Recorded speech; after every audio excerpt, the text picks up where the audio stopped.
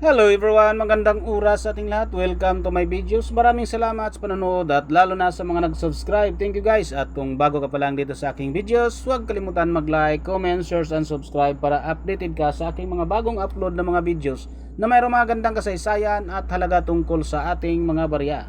Guys, ito yung 10 times ng France na mayroong taon na 1995. Continue tayo guys sa ating history dahil nasimulan na natin itong gawin. Tapusin natin to guys. Page 17 na tayo guys.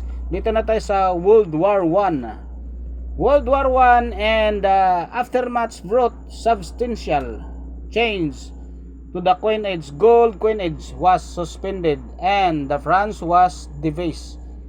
A smaller whole 5, 10, and 25 centimes coins minted in the nickel or copper nickel were introduced in 1914, finally replacing copper in 1921.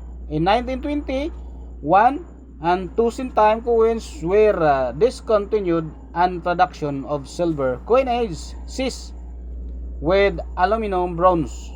50 centimes, 1 francs, and 2 francs coins introduced. Until 1929, these coins were issued by the chambers of commerce, bearing the phrase "bon for" on it, meaning good for you or good for. At the beginning, at the 1920s, chambers of commerce also issued small change coins in aluminum. In 1929, the original France Germinal of 1795 was replaced by the France Poincaré, which was valued at 20% of the 1803 gold standard.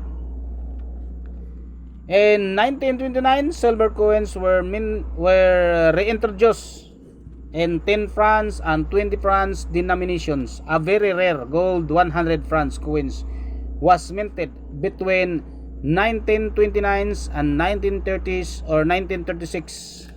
In 1933, a nickel 5 francs coins was minted but was soon replaced by a large aluminum bronze 5 francs coins.